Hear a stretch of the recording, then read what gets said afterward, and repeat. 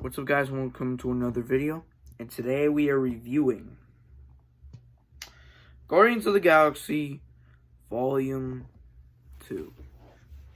Now, personally, Volume 2, as much as I like it, I didn't think it was as good as the first one. I do think that the jokes, this isn't just Volume 2, right? This isn't just this movie. I feel like the MCU has had an ongoing issue of just having their jokes at the worst possible times possible. And that's something that I hope Marvel can fix, alright?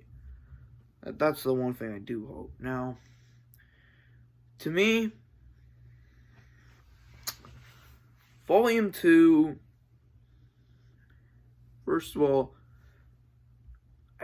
I think it was pretty much a comedy, essentially. But to me, I don't think, it wasn't until, the last, hour that the story, really got interesting. First of all, now, one of my biggest criticisms for the first Guardians of the Galaxy is that the villain was super generic, okay? The villain was very generic. Now, as for, I think James Gunn, with the second one, they kind of learned their lesson from last time by having a much better villain. First of all, the reason why I do like Ego is, number one, it's played by Kurt Russell. Number two, this was actually, this is more of a personal villain, where this is Peter Quill's father. And essentially, it's kind of like a Luke and Darth Vader situation, where basically his own father essentially is the villain of the movie.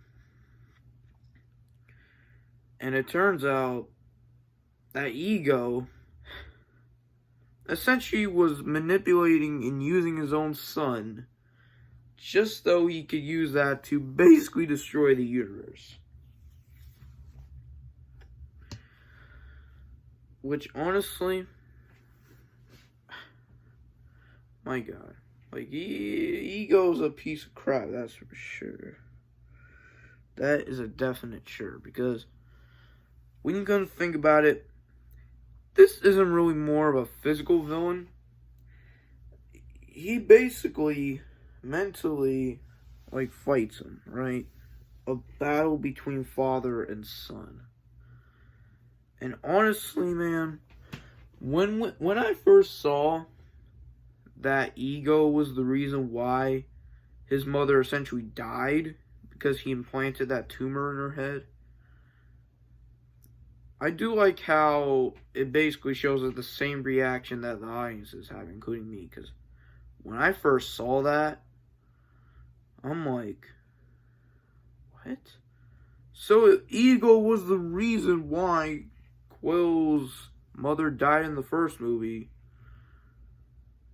Why? Just why? This dude basically lures,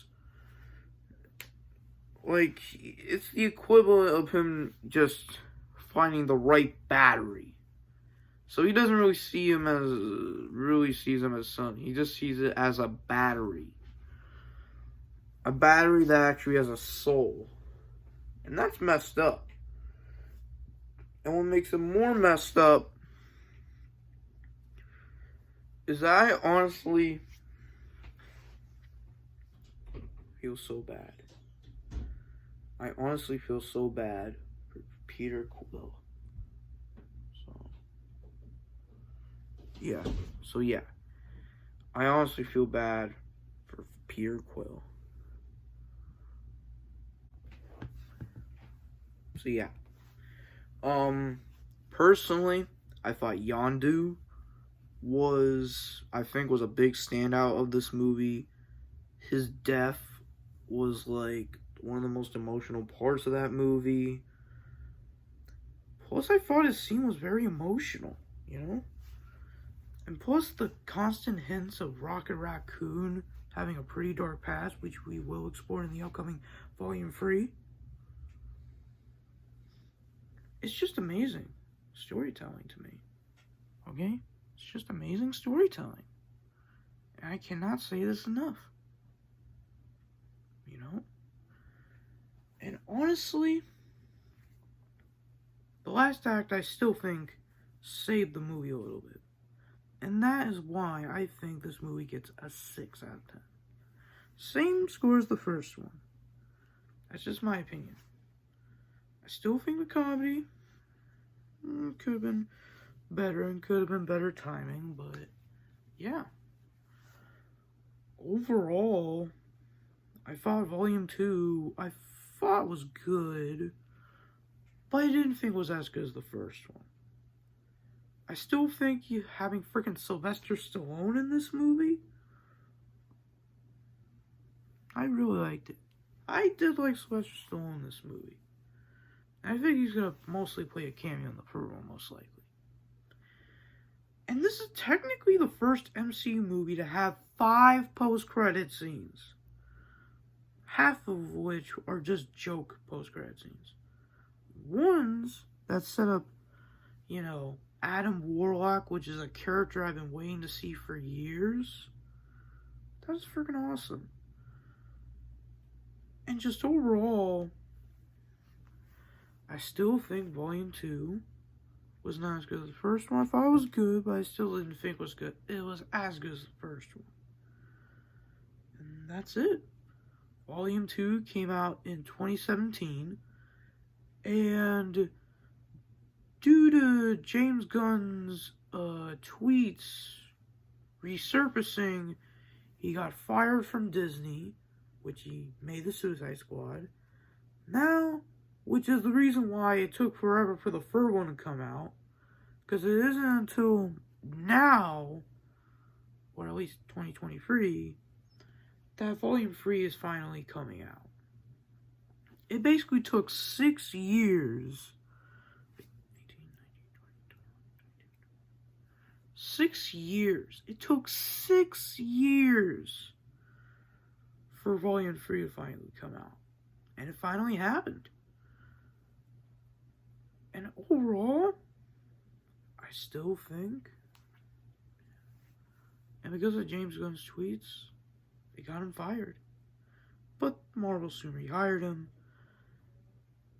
And I want you guys to stay tuned for Guardians of the Galaxy Volume 3, which is set to be the final Guardians of the Galaxy film, and not just the entire franchise, but is also set to be the very last time we'll ever see these characters.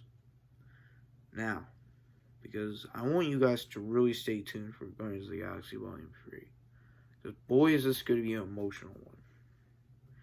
I want you guys to stay tuned for Guardians of the Galaxy Volume 3.